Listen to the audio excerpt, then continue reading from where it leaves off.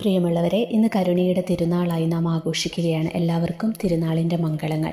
ഈ ദിവസം നിങ്ങൾക്ക് ഒരു കൊച്ചു കാര്യം ഞാൻ പറഞ്ഞു തരട്ടെ. കരുണക്കൊന്ത അറിയാത്ത ആരും ഉണ്ടാവില്ല. ഈ കരുണയുടെ ജപമാലയ്ക്ക് വലിയ ശക്തിയുണ്ട്. നമ്മുടെ ജീവിതത്തിലെ ഏത് പ്രശ്നങ്ങൾക്കും പരിഹാരം കണ്ടെത്താനായി ഈ ജപമാല ചൊല്ലി പ്രാർത്ഥിക്കാവുന്നതാണ്. ഇന്ന് ഞാൻ പറയുന്നത് വിദ്യാർത്ഥികളോടും അവരുടെ മാതാപിതാക്കളോടുമാണ്. നിങ്ങളുടെ എക്സാം റിസൾട്ടിനായൊക്കെ നിങ്ങളിപ്പോൾ കാത്തിരിക്കുകയല്ലേ? നല്ലൊരു വിജയം ലഭിക്കുന്നതിനായി കരുണയുടെ ജപമാല ചൊല്ലി പ്രാർത്ഥിക്കാവുന്നതാണ്. ഒരിക്കൽ വിദേശത്ത് ജോലി ചെയ്യുന്ന ഒരു മകൻ എന്നോടൊരു പ്രാർത്ഥനാ സഹായം ചോദിച്ചു. അവൻ ആ കമ്പനിയിൽ ജോലി തുടർന്ന് ചെയ്യണമെങ്കിൽ അവിടുത്തെ ഒരു എക്സാം പാസ്സാകണം. വലിയ ബുദ്ധിമുട്ടേറിയ ഒരു എക്സാമാണത്.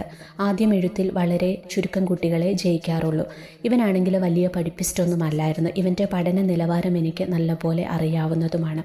ഇവൻ്റെ വീട്ടിൽ ഒത്തിരി കടബാധ്യതകളുള്ളതുകൊണ്ടും ഈ ഒരു ജോലിയാണ് അവരുടെ ഏക ആശ്രയം. അത് നഷ്ടപ്പെടാൻ പാടില്ലല്ലോ. അതുകൊണ്ട് തന്നെ ഇവന് വേണ്ടി പ്രാർത്ഥിക്കാൻ ഞാൻ തീരുമാനിച്ചു. എക്സാം കഴിഞ്ഞ് ഇവൻ എന്നോട് പറഞ്ഞു, ചേച്ചി, ഞാൻ ഒന്നും എഴുതിയില്ല, എനിക്ക് ഒന്നിൻ്റെയും ആൻസർ അറിയില്ലായിരുന്നു, ഉറപ്പായും ഞാൻ തോൽക്കും, അത്രമേൽ ബുദ്ധിമുട്ടായിരുന്നു എൻ്റെ പരീക്ഷ. അപ്പം ഞാൻ അവനോട് പറഞ്ഞിടാ, നീ തോൽക്കില്ല. അവൻ പറഞ്ഞു, ഞാനല്ലേ എക്സാം എഴുതിയ, ചേച്ചിയല്ലല്ലോ. അപ്പം ഞാൻ പറഞ്ഞു, അതൊക്കെ ശരിയാ, പക്ഷേ യേശുവിൻ്റെ ശക്തിയുള്ള നാമത്തിൽ വിശ്വസിച്ചുകൊണ്ട് ഞാൻ നിന്നോട് പറയുന്നു, നീ ഈ എക്സാമിൽ ജയിച്ചിരിക്കും. ഒരു എക്സാം എഴുതേണ്ടതായിട്ട് നിനക്ക് വരില്ല.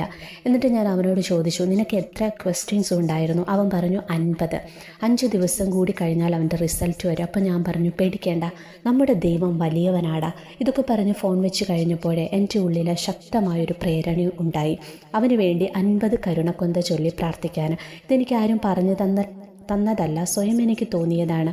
അങ്ങനെ അവൻ എഴുതിയ ഓരോ ചോദ്യോത്തരങ്ങളെ സമർപ്പിച്ച് ഈശോയുടെ തിരുരക്തം കൊണ്ട് ഈ 50 ചോദ്യോത്തരങ്ങളും കഴുകപ്പെടാനായി ആഗ്രഹിച്ചു പ്രാർത്ഥിച്ചുകൊണ്ട് ഞാൻ റിസൾട്ട് വരുന്നതിന് മുമ്പായി 50 കരുണക്കൊന്ത ഇവനായി ചൊല്ലി പ്രാർത്ഥിച്ചു. റിസൾട്ട് വന്നപ്പോൾ എല്ലാവരെയും അത്ഭുതപ്പെടുത്തിക്കൊണ്ട് അവന് 46 മാർക്കോടെ അവൻ നല്ല മാർക്ക് വാങ്ങി. 50-ൽ 46 മാർക്ക് വാങ്ങി അവൻ ആ എക്സാം പാസ്സായി. ഈ ഒരു സംഭവത്തിന് ശേഷം എൻ്റെ ബ്രദറിന് വേണ്ടിയും ഞാൻ ഇതുപോലെ 100 കരുണക്കൊന്ത ചൊല്ലി പ്രാർത്ഥിച്ചത് ഓർക്കുകയാണ്. 100 ചോദ്യങ്ങളുള്ള ഒരു എക്സാം അവന് അറ്റൻഡ് ചെയ്യേണ്ടതായിട്ടുണ്ടായിരുന്നു. അവനും ഇതുപോലെ വളരെ ബുദ്ധിമുട്ടായിരുന്നു.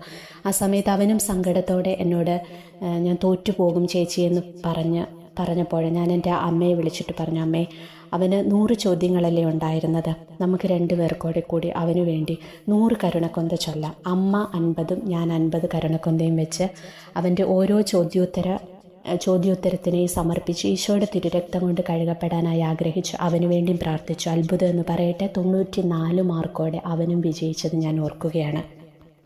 ഇതുപോലെ ഒത്തിരി അനുഗ്രഹങ്ങൾ കരുണയുടെ ജപമാല ചൊല്ലി എനിക്ക് കിട്ടിയിട്ടുണ്ട്. എക്സാം റിസൾട്ടിനായിട്ടൊക്കെ ഭയത്തോടെ കാത്തിരിക്കുന്ന മക്കളൊക്കെ ബുദ്ധിമുട്ടുണ്ടായിരുന്ന നിങ്ങളുടെ വിഷയങ്ങളെ സമർപ്പിച്ച് എത്ര ചോദ്യങ്ങളുണ്ടായിരുന്നോ അത്രയും കരുണക്കൊന്ത ചൊല്ലി ഒന്ന് പ്രാർത്ഥിച്ചു നോക്കിക്കേ. ഇപ്രകാരം പ്രാർത്ഥിച്ചപ്പോൾ എനിക്ക് വലിയ അത്ഭുതങ്ങൾ കാണാനായിട്ട് സാധിച്ചിട്ടുണ്ട്. ഇത്രയും കരുണക്കൊന്ത ചൊല്ലുക എന്നതൊന്നും അത്ര ഈസിയായ കാര്യമല്ല. പക്ഷേ നമ്മൾ ത്യാഗം ഏറ്റെടുത്ത് പ്രാർത്ഥിക്കുമ്പോൾ അതിന് സ്വർഗം വലിയ വില കൽപ്പിക്കും. മക്കൾക്കായി മാതാപിതാക്കൾക്കും ഇങ്ങനെ പ്രാർത്ഥിക്കാവുന്നതാണ്.